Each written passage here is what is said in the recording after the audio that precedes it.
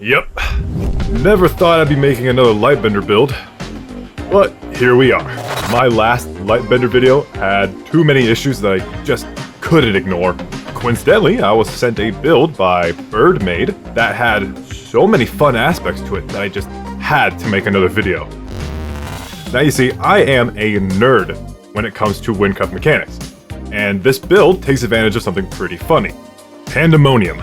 It wouldn't surprise me if you've never heard of this item before. This bracelet has some pretty ridiculous requirements and downsides, all for a funny major ID. You see, Madness casts a random spell from your class every 3 seconds. In older updates, this item used to cast spells from any class, which just made it a funny item, instead of anything actually viable for class building. But now that it only casts from your class, this major ID has some ridiculous potential. Mage has 3 archetypes: Riftwalker, Lightbender, and Arcanist. Madness doesn't do anything special for Riftwalker, unfortunately. It just casts the 4 spells as normal. However, Madness does have some janky impact for Lightbender and Arcanist. One of Arcanist's archetype-defining features is that their heal spell is replaced with Arcane Transfer. Madness doesn't cast Arcane Transfer. It casts Heal. Arcanist gets their heal spell back, and it's awesome. And for Lightbender? Yeah, Madness is really good. Lightbender replaces their Meteor spell with an ability called Ophanum. These orbs rotate behind the player and throw themselves at enemies when you initially cast the spell, and every time you melee attack after that. Ophanum is a pretty cool spell. It isn't a one-time use, but rather a spell that persists. These orbs have their own amount of health, and your heal spell will heal them just like if they were your own party members. This concept gets even cooler once you get the abilities that activate based on how much health you have healed, like Fortitude, a damage buff that increases your damage by a huge chunk for a few seconds. The orbs don't go away unless they run out of health, indicated by the color of the orb. They lose health every time that individual orb hits an enemy, and over time. Due to this spell's persistence, the price of the spell is increased by a ton. Ophanum can cost more than 50 mana to cast. And that's when Pandemonium becomes one of the most important parts of this build. Costs more than 50 mana? I don't care. Even if I do have to manually cast a spell once, it will only be that once, and then I don't have to worry about it ever again. The only spell I will need to cast with this build is the heal spell. And even that spell I may only need to cast once every several seconds. You see, there's some weird stuff going on here with Pandemonium and the heal spell. Lightbender has an ability that buffs the heal spell by adding follow-up heal pulses after casting heal, called Orphean's Pulse. It increases your total healing, but spaces your healing out by a couple seconds each. Casting heal before the second or third pulse will just reset the cycle, and then you'll start from the beginning. Is what normally happens when you cast the heal spell yourself. But if Pandemonium casts the heal spell after you have already cast heal, the Pandemonium's heal will stack the heal pulses. This is an important part of meeting the healing requirements for abilities like Fortitude or Sunflare, and it will readily sustain the health of your orbs, especially if you do raids and manage to get buffs that raise your HP. Healing is an incredible part of Lightbender, and it's even a great source of damage. Lightbender doesn't just need to be a healing archetype.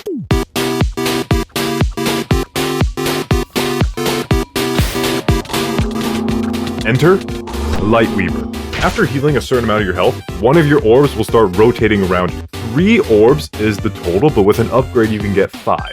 This ability is a very strong ability for dealing damage, and all you need to do is make sure there is proper spacing between you and your enemy. Too close and it won't hit, too far and it won't hit, but if you have just the right amount of spacing, that's where you get your damage. This is where the identification walk speed becomes important, since it gives you the ability to easily keep spacing between you and your enemy. What about taking less damage? Devitalize reduces the amount of damage you take based on the amount of winded applied to the enemy. This is important for people who aren't concerned with doing as much damage as possible, but instead want to be a little bit tankier. Oh, right, I forgot.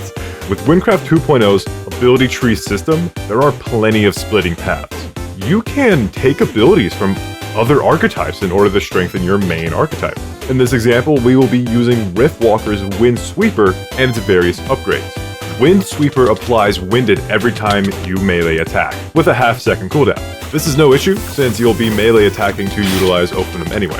Breathless makes Mage's Meteor spell, or in this case Ophinum, deal more damage according to how much winded is applied to the enemy. Pair this with the 2.0.2's new ability Stronger Ophinum, and now our damage is comparable to Arcanist and Riftwalker. There will be a few different Lightbender ability trees in the video description, one of which will be the build I'm showcasing in this video. This build utilizes my favorite mythic in the game, Warp. With its incredibly high walk speed, absurdly high teleport cost reduction, and the highest base damage one in the game, it has everything I would ever need. The cost? It's just some negative mana regen and negative health regen. Two very pricey identifications to attempt and fix with other equipment. Amazingly, these negatives either have less impact or are beneficial. Remember how Lightbender is all about health healed being an important part of activating abilities and dealing damage? Since you'll be constantly healing anyway, having negative health regen is actually to our benefit. Negative mana regen doesn't hurt us as much either. Typically the mage class is largely spell spam heavy, but Lightbender? Pandemonium's Majority Madness already casts the most expensive spell you should need. Otherwise, casting a heal spell once every 5 seconds is the fullest extent to how much you'll be casting spells. Of course, the cost to meet the skill point requirements for Pandemonium and Warp at the same time is pretty heavy. Using both Far, Cosmos, Prism, and Diamond Fusion Necklace net us a total of 85 skill points by themselves. These items only give skill points, and it is necessary. Even with 85 bonus skill points, we need far more. Morph Stardust and Anxiolytic. These two items give us another chunk of 62 skill points, alongside some nice identifications. Morph Stardust overall is very nice, a staple helmet in rainbow builds. Anxio, the leggings, are also very nice for this build. Anxio has very intriguing item design, and I nerded out about it on my Discord's weird Wynncraft Mechanics stuff channel. With these two armor pieces, we now have a bonus total of 147 skill points. With this much bonus, we have room to play around with. Up first, Violet Shift. Would it really hurt to include another major ID? Nope, and especially not Entropy. Entropy increases our damage by increasing the speed of the orbs, giving us mana regen, lifesteal, and spell damage. Lifesteal is seemingly not an important identification, but our ability tree stems away from the normal Lightbender ability trees, and takes the ability Seance. Earning up to a total of 50% bonus spell damage, all you need is 250 lifesteal total. Up next, Agave. I'm gonna dumb down some Lightbender Ophinum mechanic stuff because I don't quite get it either. Here's why we need this ring. Slow attack speed is the best for Lightbender. Warp has a base attack speed of very fast. We need to change that to make Warp more comfortable with Lightbender.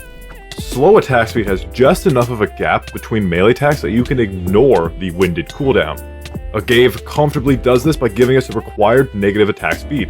This is called Teardrop, usually used with the intent of getting down to super slow for steel or mixed mana builds. In this case, we are using it for a specific Lightbender use. The best negative attack speed roll you can get for Agave is -3, and fortunately, that should be pretty common. Ophinum attacks by cycling through the 6 orbs after each melee attack. Each melee attack will reset the cycle from a fixed point. This fixed point won't always start with the same orb because the orbs are constantly rotating behind you. Optimizing for lower attack speeds will keep the health of your orbs in check instead of risking them dying fast. This lets you comfortably click as fast as you want without having to worry about them dying. As long as you maintain your healing pulses, they should be alright. This also lets us more efficiently take advantage of the weapon powder special we're applying to Warp.